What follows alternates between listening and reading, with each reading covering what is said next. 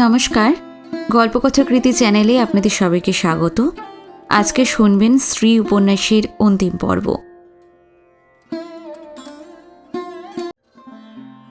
সীতাপতি বাবুও তখন বুড়ো হয়ে গেছেন। বাগানের কামিনী গাছটাও তখন নিচু হয়ে ঝুঁকে পড়েছে। কাশেমেরও বয়স হয়েছে, রাত জাগতে তখন কষ্ট হয়। আর ঘোড়া দুটোরও তেমন আর তেজ নেই। মাধব দত্ত বলেন, চাবুক মার না কাশেম, চাবুক মারতে পারিস না? চাবুকের কাছে সব ব্যাটা জব্দ। কিন্তু কাশেম চাবুক মারতে গিয়েও থেমে যায়, একটু আস্তে মারে। জানোয়ার হলেও জীব তো, তারও তো জান আছে, তারও তো খেয়াল খুশি আছে, তারও তো মান অভিমান আছে। আস্তাবল বাড়িতে ফিরে এসে কাশেম ঘোড়া দুটোর তরিবত করে ভালো করে পিঠটা মেজে দেয়, পা দুটো ডলে দেয়, মুখের ওপর হাত বুলোয়, যেন সন্ধ্যাবেলা চাবুক মারার খেসারত দেয় দিনের বেলা আদর করে। মুখের কাছে মুখ এনে বলে, ক্যা রে, ক্যা হুয়া তেরা? কাশেম বুঝতে পারে। ঘোড়ার রাগ হলে কাশেম এখন বুঝতে পারে। সীতাপতিবাবু সব শুনে, নিজের ঘরটায় শুয়ে শুয়ে সব শুনতে পায়। তারপর ওঠে আস্তে আস্তে, বাইরে এসে বলে, কার সঙ্গে কথা বলছিলে কাশেম? ঘোড়ার সঙ্গে? কাশেম মাথা নিচু করে বলে, জি হ্যাঁ। তা ঘোড়ার সঙ্গে কথা বলে লাভ কি? হুজুর, ও সব বুঝতে পারে। মানুষের বাদ ভি বুঝতে পারে, মানুষের মহব্বত ভি বুঝতে পারে, শুধু কথাই বলতে পারে না। সীতাপতিবাবু হাসে। অবলা জীবও বুঝতে পারে, অথচ মাধব দত্ত বুঝতে পারেন না। বিকেলের দিকে সীতাপতিবাবু বাগানে পায়চারি করে। তারপর কর্তাবাবুর আসরের পাশে উঁকি দিয়ে দেখে বৃন্দাবন পড়ছে আর মাস্টার পাশে বসে। সীতাপতিবাবু একেবারে ভিতরে ঢুকে যায়, বলে, খোকা কেমন পড়াশোনা করছে মাস্টার? ভালোই তো পড়ছে। একটু মন দিয়ে পড়াবে, একটু যত্ন নিয়ে পড়াবে, বুঝলে? আগে আমি তো মন দিয়েই পড়াই। হ্যাঁ হ্যাঁ, তাই পড়াবে মাস্টার। বৃন্দাবনের মাথাটা ভালো, বুঝলে মাস্টার? খুব বুদ্ধিশুদ্ধি আছে, তবে ছেলে মানুষ তো, তাই বলছি তোমায়। এইটুকুই শুধু বলেছিল সীতাপতিবাবু, আর এর বেশি কিছুই নয়। কিন্তু পরদিনই মাধব দত্ত ডেকে পাঠালেন। মাধব দত্ত তখন আসরে এসে বসেছেন। সীতাপতিবাবু তাড়াতাড়ি গিয়ে বললে, আমাকে ডেকেছিলেন কর্তাবাবু? তোমার মতলবটা কি শুনি সীতাপতি? কি মতলব তোমার? আগে কিসের কি মতলব? বলি, বৃন্দাবন কি তোমার ছেলে না আমার ছেলে? তুমি কোন এখতিয়ারে কথা বলতে চাও শুনি? তুমি কে? আগে আমি কি করেছি? বৃন্দাবন পড়ে কি না পড়ে তাতে তোমার কি? তুমি মাস্টারকে যত্ন করে পড়াতে বলবার কে? মাস্টারের মাইনে তুমি দাও না আমি দিই? টাকা যদি নষ্টই হয় তো কার টাকা নষ্ট হবে, তোমার না আমার? আর তুমি কেন বৃন্দাবনের ব্যাপারে ফোড়ন কাটতে আসো? তুমি এখানে থাকতে পাচ্ছ, খেতে পাচ্ছ, এই যথেষ্ট। যদি এখানে থাকতে চাও তো মুখ বুজে পড়ে থাকবে, বুঝলে? যাও এখন। এরপর থেকে আর সীতাপতিবাবু কর্তাবাবুর আসরে যেত না। মাধব দত্ত আর ডেকে পাঠাতেন না। একদিন কেউ খবর নিলে মাধব দত্ত বলতেন, আছে বোধহয় কোথাও, বেঁচে আছে নিশ্চয়ই, মরে গেলে তো খবরটা পেতাম। এসব কথা শুনে সংসারবাবুরা হাসত, সবাই হেসে উঠত। তারপর সীতাপতিবাবুর একদিন আরও বয়স হলো, আরও মাথার চুল পাকল। বাড়ির বউরানী একদিন গত হলেন, দত্তবাড়ির গৃহিণী। কোথায় কোন কোণে তিনি থাকতেন পৃথিবীর কোনো লোকের তা জানা ছিল না। শুধু জানত সৌরভী, সরলা আর এই রকম কয়েকজন ঝি। সেই তারাও এখন আর নেই। সেই ঝিলিমিলির আড়ালে কাউকে আর তখন আলতা পরাতে হবে না, চুল আঁচড়ে খোঁপা বেঁধে দিতে হবে না, গা কোমর পা টিপে দিতে হবে না। মাধব দত্ত সেদিন খুব শোক পেয়েছিলেন। সীতাপতিবাবুর মনে আছে সেদিন মাধব দত্ত বাড়িতেই রাত কাটিয়েছিলেন। তিনি বলেছিলেন, খুব কষ্ট হচ্ছে হে। সংসারবাবু বলেছিল, আগে কষ্ট তো হবেই, স্ত্রী হলো গিয়ে সহধর্মিণী, শাস্ত্রে স্ত্রীকে তাই অর্ধাঙ্গিনী বলেছে। গৌরীহরবাবু বলেছিল, তিনি ছিলেন সৌভাগ্যবতী কর্তাবাবু, তাই এমন করে সিঁথি সিঁদুর নিয়ে যেতে পেরেছেন। এমন যাওয়া কজন যেতে পারে বলুন? তিনি যে সতীলক্ষ্মী মা ছিলেন আমাদের। আদালত, আর একটু ঢাল তো, খুব কষ্ট হচ্ছে। কিন্তু তখন কি তিনি জানতেন যে তার চেয়েও বড় শোক তার জন্য অপেক্ষা করে আছে? তার চেয়েও বড় বিপর্যয়? বিপর্যয়ের যেন ঝড় বয়ে গেল দত্তবাড়িতে। সেই ফোড়ে পুকুরের দত্তবাড়িটা যেন বিপর্যয়ের ধাক্কায় কাত হয়ে পড়ল। মাধব দত্ত একদিন তেড়ে মেরে আসর ছেড়ে উঠলেন। আদালত আলী শেষ পর্যন্ত ছিল মাধব দত্তর সঙ্গে। কর্তাবাবুর ব্যাপার দেখে সেও অবাক হয়ে গেছে। মাধব দত্ত চটিটা পায়ে দিয়েই বাইরের বাগানে গিয়ে দাঁড়ালেন। বললেন, সীতাপতি, সীতাপতি কোথায়? সীতাপতিবাবু যথারীতি আস্তাবল বাড়ির নিচের ঘরে চিৎপাত হয়ে শুয়েছিল। কোনো কাজকর্ম নেই, সুতরাং শুয়ে থাকা ছাড়া আর গতি কি? হঠাৎ কর্তাবাবুর ডাক শুনে সীতাপতিবাবু উঠে বসল। চটিজোড়া পায়ে গলিয়ে বাইরে যাবার চেষ্টা করতেই একেবারে ঘরের দোরগোড়ায় এসে হাজির হয়েছেন মাধব দত্ত নিজে। সীতাপতিবাবু থতমত খেয়ে বললে, আমাকে ডাকছিলেন কর্তাবাবু? তুমি এক্ষুনি আমার বাড়ি থেকে বেরিয়ে যাও, বেরিয়ে যাও। আজ্ঞে, না, আর কোনো কথা শুনছি না তোমার। বৃন্দাবন মদ খাক না খাক তাতে তোমার অত মাথা ব্যথা কেন শুনি? তোমার টাকায় মদ খায় সে? তোমার টাকায় বাবুয়ানি করে? কিন্তু কর্তাবাবু, আমি তো সেজন্য তাকে কিছু বলিনি। বলনি তো কথাটা আমার কানে এলো কি করে? আমার ছেলে গোল্লায় যাক, জাহান্নামে যাক, তাতে তুমি কে কথা বলবার? বেরিয়ে যাও, বেরিয়ে যাও তুমি আমার বাড়ি থেকে। আজ্ঞে। আদালত আলীকে দিয়ে বোধহয় গলা ধাক্কা দেবার ব্যবস্থাই করেছিলেন মাধব দত্ত। কিন্তু তার আগেই সীতাপতিবাবু সেই অবস্থাতেই বেরিয়ে গিয়েছিল, সেই চটি পায়ে এক বস্ত্রে। অবশ্য সঙ্গে নিয়ে যাবার মতো তেমন কিছু ছিল না। একটা দামি ক্যামেরা ছিল, তা সেটাও সীতাপতিবাবু কয়েক বছর আগে বেচে দিয়েছিল মধুসূদন শ্যাকরার কাছে। সুতরাং ফোড়ে পুকুরের দত্তবাড়ির সঙ্গে তার সম্পর্ক সেই দিনই শেষ হয়ে গিয়েছিল। বলতে গেলে 40 বছরের সেই একটানা সম্পর্ক। কিন্তু 40 বছর পরে আবার যে সেই সীতাপতিবাবুর খোঁজ পড়বে তা কেউ স্বপ্নেও ভাবতে পারেনি। চারিদিকে খোঁজ পড়ল কোথায় সীতাপতিবাবু। চারদিকে লোক ছুটল সীতাপতিবাবুকে খুঁজতে। একজন গেল হাটখোলা, আর একজন গেল খড়দা, আর একজন লোক গেল হাতিবাগানের বস্তিতে। কেউ গেল শিবপুর, কেউ গেল হাওড়া, কেউ বাগমারি, দমদম। সবাই এসে বললে সীতাপতিবাবুকে পাওয়া যাচ্ছে না। মাধব দত্ত তখন বুড়ো হয়েছেন। তিনি বললেন, পাওয়া গেল না মানে? লোকটা কি দুনিয়া থেকে উড়ে গেল? উড়ে গেলেই হলো অমনি? লোকটার পাখা গজালো নাকি? আদালত। আদালত আলী তখনও টিমটিম করছিল, সামনে এসে হাজির হলো। বললে, হুজুর। মাধব দত্ত জিজ্ঞাসা করলেন, সীতাপতিবাবুর পাত্তা জানিস তুই? হুজুর, কোন সীতাপতিবাবু? আদালত আলী সীতাপতিবাবুর নামটাও ভুলে গেছে তখন। সে কি আজকের কথা? আদালতেরও তখন বয়স হয়েছে। আদালত আলীও তো 40 বছর ধরে সারা জীবন মাধব দত্তর সঙ্গে জেগে রাত কাটিয়েছে। কত রাত, কত দিন গেছে, সেসব কথা তখন আর মনে করতেও পারে না। সেই বরানগর, সেই হাতিবাগান, যেখানে হুকুম হয়েছে সেখানে সঙ্গে গিয়েছে। গেলাস এগিয়ে দিয়েছে, তামাক গড়গড়া এগিয়ে দিয়েছে। সেই অ্যাটর্নি নরহরিবাবু আসতেন, উকিল হেমদাকান্তবাবু আসতেন। কোথায় গেল তারা? কোথায় গেল সেই সরলা? শুধু কাশেম তখনও আছে।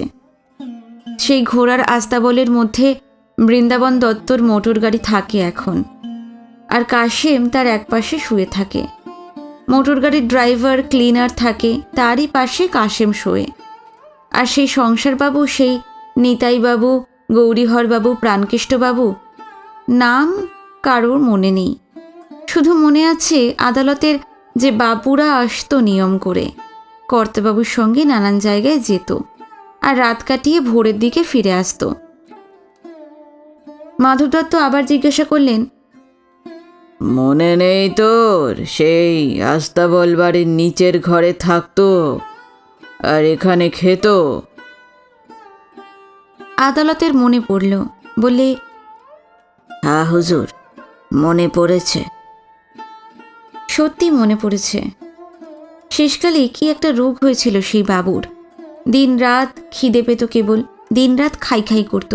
বনমালীকে খোসামত করত ভাতের জন্য।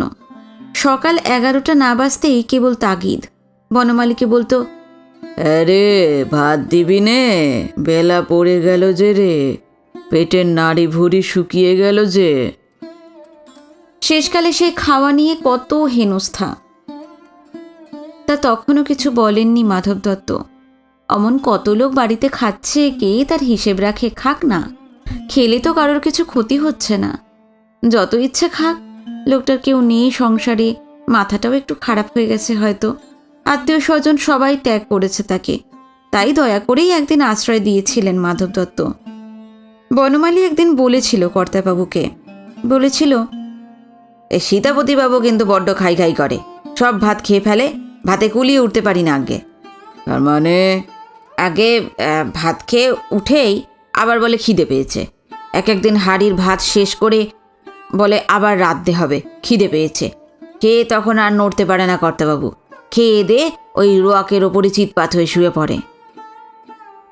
ও, একরকম রোগ হয়েছে, ও রোগ বড় কঠিন রোগ, তোরা কিছু ওকে বলিস নে। বনমালী শেষকালে কিছু আর বলতো না, খাওয়া দেখতো আর হাসতো। মাধব দত্ত বলতেন, খুব বনেদি বংশের ছেলে রে, খুব গুণী লোক, ভালো ছবি তুলতে পারে, নেহাত ফাঁপড়ে পড়েছে তাই এখানে এসে উঠেছে, নইলে ওর কি এখানে থাকা পোষায়? শেষ পর্যন্ত এমনই অনেক অভিযোগ, অনেক অনুযোগ সহ্য করেছিলেন মাধব দত্ত, কিন্তু শেষে আর পারলেন না। বৃন্দাবন কি করে না করে, কোথায় যায়, কার সঙ্গে মেশে না মেশে, তাই নিয়েই বড় মাথা ঘামাতো। তোমারও তো দরকার কি? তুমি খেতে পাচ্ছ, থাকতে পাচ্ছ, তোমার সব ব্যাপারে মাথা ঘামানোর দরকার কি? শেষে যেদিন বৃন্দাবনের মদ খাওয়া নিয়ে কথা বলতে শুনলেন, সেদিন আর মাথা ঠিক রাখতে পারলেন না, সোজা ঘাড় ধরে বার করে দিয়েছিলেন বাড়ি থেকে। তা এতদিন পরে যে আবার সীতাপতিবাবুর খোঁজ পড়ল, তারও একটা কারণ আছে। কারণটা উদয় হলো বৃন্দাবন দত্তর বিয়ের দিন। দত্তবাড়ির একমাত্র কুলতিলক বৃন্দাবন দত্ত। বিয়ের জাঁক জমক যা দত্তবাড়ির বৈশিষ্ট্য, তার আয়োজন হয়েছে। লোকজন আত্মীয় স্বজনে ভরে গেছে বাড়ি। ছাদে মেরাপ বাঁধা হয়েছে, মিষ্টি দই গয়নার অর্ডার দেওয়া হয়ে গেছে, বাড়ি বাড়ি নেমন্তন্ন চিঠিও বিলি হয়ে গেছে। এমন সময় মধুসূদন শ্যাকরাই গোল বাঁধালো। আসরে মাধব দত্ত তখন একলাই বসেছিলেন। মধুসূদন শ্যাকরা এসে প্রণাম করলে। মাধব দত্ত জিজ্ঞাসা করলে, কি মধুসূদন, কাজ হলো? আগে একটা কথা ছিল আপনার সঙ্গে। কি কথা? টাকা? কাজ শেষ হলে তুমি টাকা পাবে, দত্তবাড়ির টাকা তোমার মারা যাবে না, জেনে রেখো। ছি ছি হুজুর, অমন কথা কি আমি বলতে পারি? অমন কথা বললে আমার জিভ খসে যাবে না? আমি অন্য কথা বলতে এসেছি হুজুর, বলে পকেট থেকে বেগুনি কাগজে মোড়া একটা হার বার করলে। মোটা 20 ভরি ওজনের সোনার শীতলপাটি হার, বৌরানীর গলার জিনিস। আরও অনেক গয়নার সঙ্গে সেটাও মধুসূদনকে দেওয়া হয়েছিল। সেই সব পুরনো গয়না ভেঙে বৃন্দাবনের বউয়ের জন্য নতুন গয়না গড়ে দেবার বায়না দেওয়া হয়েছিল। মধুসূদন মুখ নিচু করে বললে, বৌরানীর এই হাড়ের লকেটটা গলাতে গিয়ে ভিতরে একটা ছবি পেয়েছি হুজুর। ছবি? মাধব দত্ত সোজা হয়ে বসলেন, বললেন, লকেটের মধ্যে ছবি? কার ছবি? কিসের ছবি? এই যে হুজুর দেখুন। আশ্চর্য! মধুসূদন শ্যাকরা ছবিটা বার করে দেখালে। ছোট ছবি, পাকা হাতের ফটো তোলা। মাধব দত্ত ভালো করে চেয়ে দেখলেন, সীতাপতিবাবু, হুবহু সীতাপতির ছোকরা বয়সের একখানা ছবি। এই ছবি এখানে কি করে এলো? বৌরানীর গলার হারে। তিনি মারা যাবার পর এই গয়না তো আর কারোর হাতে যায়নি। এর লকেটের মধ্যে সীতাপতির ছবি এলো কি করে? মাধব দত্ত কিছুতেই মনে করতে পারলেন না। আচ্ছা, এই হার তো তোমারই তৈরি মধুসূদন? আগে হ্যাঁ। এই হার তুমি কবে তৈরি করেছো তা কি তোমার মনে আছে? আগে অতদিনের কথা কি আর মনে থাকে হুজুর? কিন্তু হুজুর, এই হার আমাকে সীতাপতিবাবু তৈরি করতে দিয়েছিলেন। সীতাপতিবাবু? আগে হ্যাঁ, তার কাছে তখন টাকা ছিল না, নিজের ক্যামেরা যন্ত্রটা বেচে দিয়ে এই হারটা গড়তে দিয়েছিলেন। মাধব দত্ত যেন লাফিয়ে উঠলেন। সীতাপতি হার গড়তে দিয়েছিল? কার জন্যে? তোমায় কিছু বলেছিল? না হুজুর, তা বলেননি, শুধু বলেছিলেন ওই ক্যামেরা বেচা টাকা দিয়ে এই হারটা গড়ে দিতে হবে। এর ভিতরে ছবিটা কি তুমি পুড়ে দাওনি? আগে না হুজুর, এ বোধহয় অন্য কোনো স্যাকরাকা দিয়ে করিয়ে নিয়েছিলেন। তুমি একবার জিজ্ঞাসাও করনি কার জন্য এই হার গড়াচ্ছে? মিথ্যে বলবো না হুজুর, সে কথা আমি জিজ্ঞাসা করিনি। ভেবেছিলাম হয়তো আত্মীয় স্বজন কাউকে দেবেন। কত বছর আগে তুমি গড়িয়েছিলে এটা মনে পড়ে কি? মধুসূদন মনে মনে হিসেব করতে বসল। তারপর বললে, সে কি আজকের কথা হুজুর? তা আমার মেজ ছেলেই তখনও হয়নি, বৃন্দাবন বাবুও তখনও জন্মায়নি হুজুর। মনে আছে একবার ভীষণ জল বৃষ্টি হয়েছিল কলকাতায়, শ্যামবাজারের মোড়টা জলে ডুবে গিয়েছিল, তারও আগে। আচ্ছা, ঠিক আছে, তুমি যাও। মধুসূদন স্যাকরা চলে গেল। মাধব দত্ত উঠলেন, উঠে পায়চারি করতে লাগলেন, একবার এদিক একবার ওদিক। আদালত দূর থেকে দেখছিল। কাছে এসে জিজ্ঞাসা করলে, তামাক দেব হুজুর? না। আদালত চলে গেল। কদিন থেকেই নহবত বসেছে দেউরিতে। বিয়ের এখনো 3 দিন দেরি আছে। সুরটা যেন গায়ে এসে তীরের মতো বিঁধতে লাগলো। তিনি চিৎকার করে ডাকলেন, আদালত! আদালত পাশের ঘরে চুপটি করে দাঁড়িয়েছিল। বললে, হুজুর? নহবত থামাতে বলো। আদালত থমকে দাঁড়ালো। প্রথমটাই কিছু বুঝতে পারেনি। থামাতে বলবো? হ্যাঁ হ্যাঁ হ্যাঁ, থামাতে বলো। আমার বাজনা মোটেই ভালো লাগছে না। একটা পয়সা দেবো না বেটাদের, কেবল বেসুরো বাজাচ্ছে তখন থেকে। আদালত হঠাৎ কর্তাবাবুর মেজাজ দেখে কেমন অবাক হয়ে গেল। মাধব দত্ত তখন ঘর থেকে বেরিয়ে গেলেন। বেরোবার মুখেই কাপড়ওয়ালা এসেছিল, কলেজ স্ট্রিটের পুরনো দোকানদার। মাধব দত্তকে দেখেই প্রণাম করলে নিচু হয়ে। কে? আমি কেশব, আগে বেনারসি শাড়ি আনতে বলেছিলেন। বেরো, বেরিয়ে যাও। তোমরা সব জোর চোর জুটেছে সব আমার বাড়িতে। বেরিয়ে যাও, বেরো এখান থেকে। কেশব তো অবাক। পুরুষানুক্রমে দত্তবাড়িতে কাপড় দিয়ে আসছে কেশব, এমন তো গালাগালি দেননি কখনো মাধব দত্ত। হ্যাঁ, বেরিয়ে যাও সব কটা, আর কখনো আমার সামনে এসো না। বলতে বলতে মাধব দত্ত ঘর থেকে বেরিয়ে গেলেন। চিৎকার শুনে যারা ঘরে এসেছিল তারাও কর্তাবাবুর হঠাৎ মেজাজ খারাপ দেখে অবাক হয়ে গেল। সকলেই মুখ চাওয়াচাওয়ি করতে লাগলো। বিয়েবাড়িতে গরিব আত্মীয় স্বজনের ভিড় কদিন ধরেই চলছিল। তারা এতক্ষণ গোলমাল করছিল রান্না বাড়িতে, এবার হঠাৎ সবাই চুপ করে গেল। মাধব দত্ত সোজা অন্দরমহলের দিকে চললেন। দিনে রাতে মাধব দত্ত জীবনে কতবার অন্দরে ঢুকেছেন তা আঙুলে গোনা যায়। যারা নতুন লোক এই বাড়ির তারা একটু অবাকই হয়ে গেল। মাধব দত্ত সোজা অন্দরে গেলেন, একেবারে নিজের নির্দিষ্ট ঘরে। সিঁড়ির পর সিঁড়ি, বারান্দার পর বারান্দা, তারপর বৌরানীর ঘর। বহুকাল আগে এইখানে কেটেছে তার স্ত্রীর দিনগুলো। যেন বড় অচেনা লাগলো জায়গাটা। তিনি তাকে গয়না দিয়েছিলেন, আরাম দিয়েছিলেন, ঝি দিয়েছিলেন। শুধু তাই নয়, নিয়মিত খাদ্য, নিয়মিত আহার্য সবই তিনি তাকে দিয়েছিলেন। শয্যা দিয়েছিলেন, শয্যার উপকরণও দিয়েছিলেন। আলতা, সিঁদুর, তেল, সাবান সব দিয়েছিলেন। তবে কেন সে এমন করে প্রতিশোধ নিলে মাধব দত্তের ওপর? সেই খাটটা তখনও ঠিক সেইখানেই রয়েছে, সেই শয্যা, সেই বৌরানীর মৃত্যুর পর থেকে ওই ঘর তেমনই রয়েছে, কোথাও কিছু বদলায়নি, ঠিক তেমনই। একটা ছবিও নেই বৌরানীর কোথাও। শুধু তার ব্যবহার করা শাড়ি, ব্যবহার করা আয়না, টুকিটাকি জিনিসগুলো।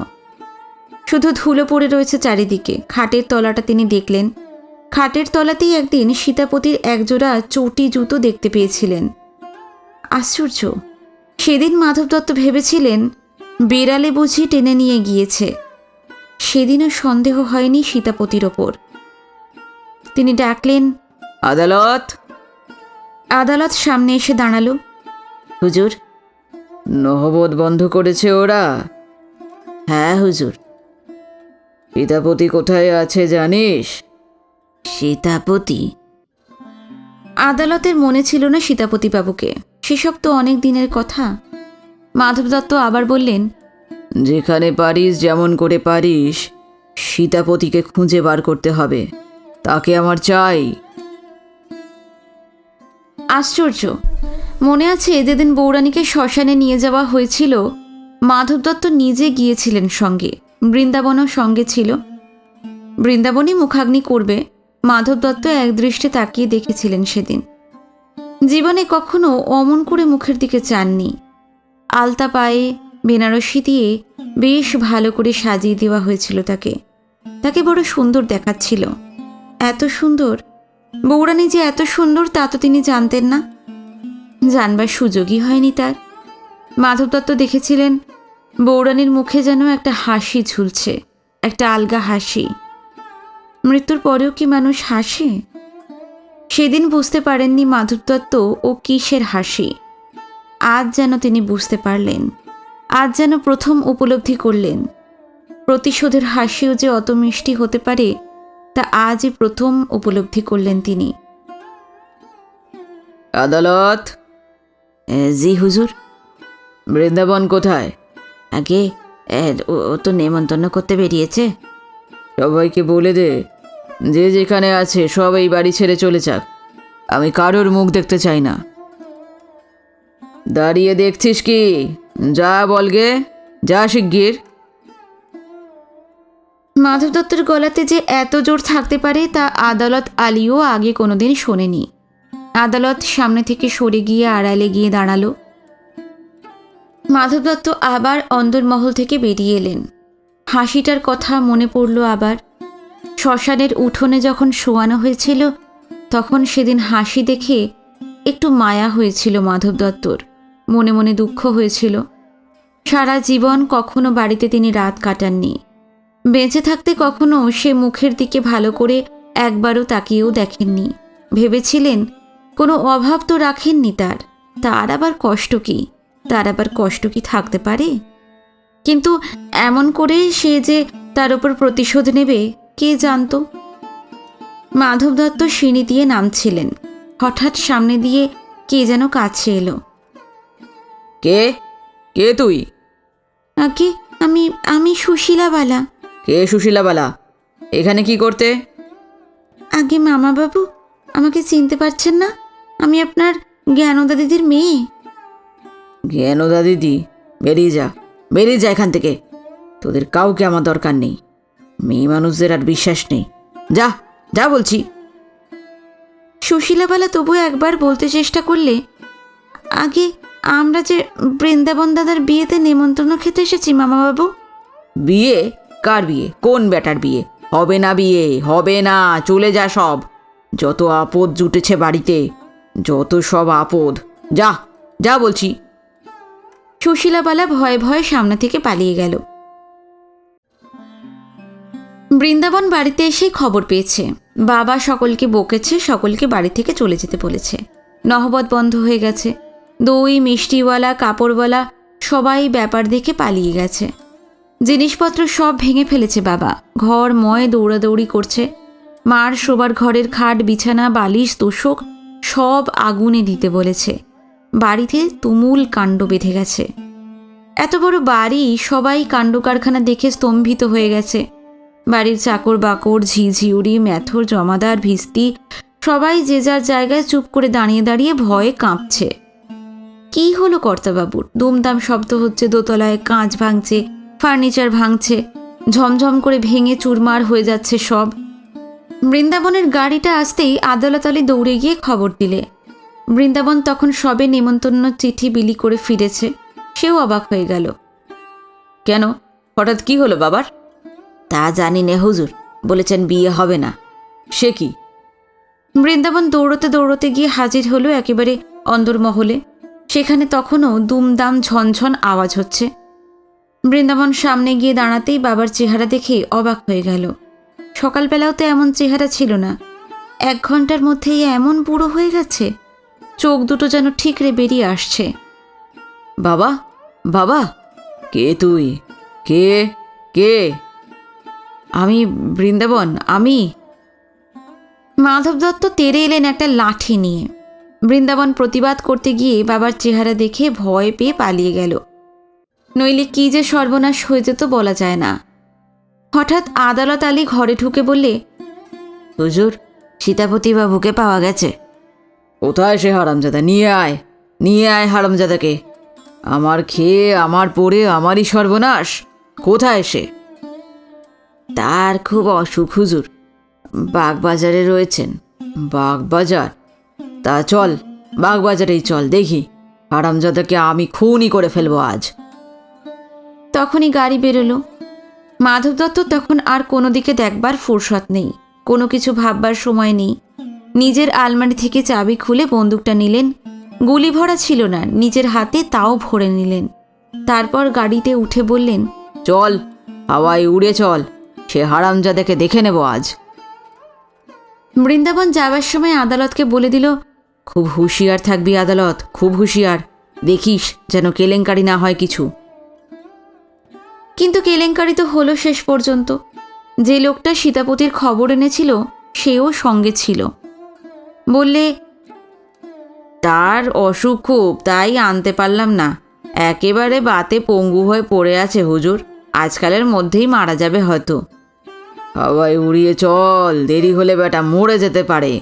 মরে যাবার আগেই বেটাকে ধরবো। বাগবাজার অনেক দূর নয়। ফড়েপুকুর থেকে বাগবাজার যেতে অনেক সময় লাগবার কথা নয়। মাধব দত্ত পাগলের মতো প্রলাপ বকছিলেন তখন।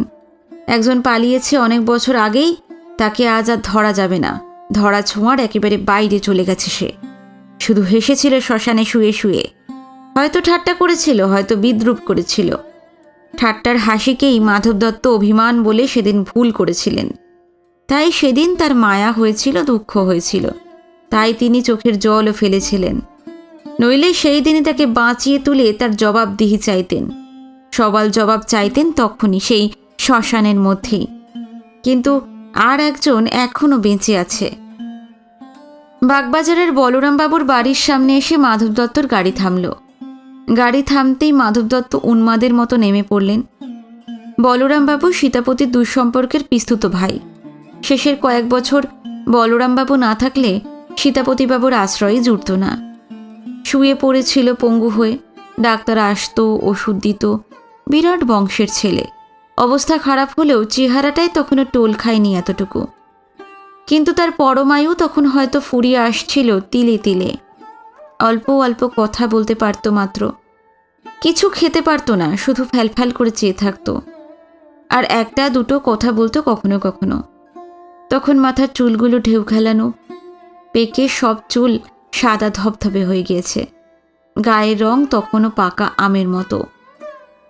ডাক্তার বলতো, এই রোগ সারবার নয়, মিছিমিছি দেখা। তবু বলরামবাবু বলতো, তবু একটু শেষ চেষ্টা করে দেখুন না ডাক্তারবাবু। সারা জীবন বড় কষ্ট পেয়েছেন দাদা। আত্মীয় স্বজন মামলা করে বাড়ি থেকে উৎখাত করে দিয়েছিল। তারপর থেকেই 40 বছর একটানা ফড়েপুকুরে দত্ত বাড়িতে কেটেছে। শেষকালে সেখান থেকেও বিদায় করে দিয়েছিল তারা। ডাক্তার জিজ্ঞেস করেছিল কেন। বলরামবাবু বলেছিলেন, কেন তা জানি নে, তাই শেষ জীবনে আমার কাছেই রেখেছি, যদি মরবার সময়ও একটু শান্তি দিতে পারি। কথাগুলো শুনতে শুনতে চোখ দিয়ে ঝরঝর করে জল পড়ত সীতাপতিবাবুর। আর কোঁচার খুঁট দিয়ে মুছে দিতেন সেই জল বলরামবাবু। সেই দিনও ডাক্তারবাবু হাজির ছিল তখন। সকাল থেকে অবস্থার গতি ভালো নয়। বলরামবাবু তাড়াতাড়ি গিয়ে ডাক্তারবাবুকে ডেকে নিয়ে এসেছেন। ডাক্তার নাড়িটা ধরেই বসেছিল। আর বেশিক্ষণ নয়, ওষুধ দেওয়াও বিফল। হঠাৎ বাইরে গাড়ির আওয়াজ হতেই বেরিয়ে দেখেন মাধব দত্ত নামছেন গাড়ি থেকে। বলরামবাবু অভ্যর্থনা করলেন, বললেন, আসুন কর্তাবাবু, কি সৌভাগ্য আমার। আর একটু পরে এলে আর হয়তো দেখা হতো না। বেঁচে আছে এখনো? আগে শেষ দেখাটা দেখতে পারবেন, চলুন। সীতাপতিবাবু একবার চোখ চাইলেন। বড় করুণ সে চোখের চাওয়াটা। ডাক্তারবাবু তখনও নাড়িটা ধরে আছে। মাধব দত্ত সোজা বিছানার কাছে গিয়ে দাঁড়ালেন। আমি মাধব দত্ত, ওরে পুকুরের দত্ত বাড়ির মালিক। তুমি আমাকে চিনতে পারছো? সীতাপতিবাবু যেন মাথা নাড়লে মনে হলো। তুমি দত্তগিন্নিকে এই হার দিয়েছিলে? এই হাড়ের লকেটের মধ্যে তুমি তোমার ছবি এঁটে দিয়েছিলে? বলো, জবাব দাও। সীতাপতিবাবু চুপ করে রইল। মনে হলো যেন একটু ঘাড় নাড়লে। কেন দিয়েছিলে? কোনো জবাব নেই। ঘরশুদ্ধ লোক স্তম্ভিত হয়ে শুনছে। ডাক্তারবাবু তখনও নাড়ি ধরে আছে। কেন দিয়েছিলে? জবাব দাও। তখনও কোনো জবাব নেই। ডাক্তারবাবু উসখুস করতে লাগলো। রোগীকে এইভাবে অত্যাচার করবার অধিকার কারণ নেই, কিন্তু মাধব দত্ত বড় লোক, হঠাৎ তাকে কিছু বলাও যায় না। কেন দিয়েছিলে? সীতাপতিবাবু তখনও জবাব দিচ্ছে না। মাধব দত্ত আবার বললেন, পরশু বৃন্দাবনের বিয়ে। আজকে মধুসূদন শাকরা এসে গয়নাটা দিতেই আমি বিয়ে ভেঙে দিয়েছি। আমি এক্ষুনি এ জবাব চাই। বলো, তোমার সঙ্গে দত্তগিন্নির কী সম্পর্ক? কেন তুমি এই হার তাকে দিয়েছিলে? সীতাপতিবাবুর কি হলো কে জানে। শেষ মুহূর্তে এত শক্তি বা কোথা থেকে পেলেন কে বলবে। তিনি স্পষ্ট উত্তর দিলেন, বৃন্দাবন আমার ছেলে। আর তারপরেই ঢলে পড়লেন তিনি। চোখের মনি দুটো উল্টে গেল, ঠোঁটটা বেঁকে গেল। একটা মাছি কোত্থেকে এসে বসল নাকের ওপরে। ডাক্তারবাবু এবার দাঁড়িয়ে উঠলেন, বললেন, সব শেষ। আর মাধব দত্ত হঠাৎ আদালত আলীর হাত থেকে বন্দুকটা টেনে নিলেন। সীতাপতিবাবুকে লক্ষ্য করে দুম দুম করে গুলি ছুঁড়তে লাগলেন, একটার পর একটা। সেই অসংখ্য গুলির আঘাতে সীতাপতিবাবুর মৃতদেহটা ছিন্ন বিচ্ছিন্ন হয়ে গেল চোখের পলক পড়তে না পড়তেই। যারা এতক্ষণ গল্প শুনছিলেন তারা এবার বললেন, তারপর? আমি বললাম, তারপর আর কি, টাকার জোর থাকলে যা হয় তাই হলো। মরার ওপর খাঁড়ার ঘা মারলে ইন্ডিয়ান পেনাল কোডের আইনে মারাত্মক অপরাধ বলে ধরা হয় না। কিন্তু পেনাল কোডের ওপরেও তো আর একটা পেনাল কোড আছে, আর একটা সুপ্রিম কোর্ট আছে। সেই সুপ্রিম কোর্টেরই রায় বেরিয়েছে পরশু। আপনারা পরশুদিন খবরের কাগজে নিশ্চয়ই দেখেছেন খবরটা।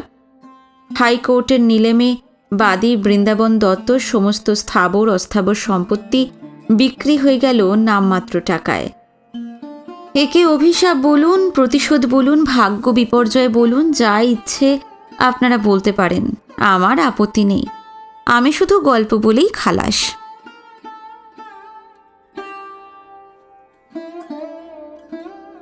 শেষ হলো বিমল মিত্রের ছোট্ট উপন্যাস স্ত্রী।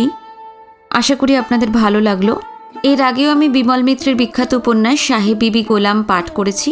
আপনারা যারা শুনতে চান, উপন্যাসের প্লেলিস্টের লিঙ্ক আমি এই ভিডিও ডেসক্রিপশনে দিয়ে দিয়েছি, সেখান থেকে আপনারা শুনতে পারেন পরপর পর্বগুলি। আজকে এই পর্যন্তই।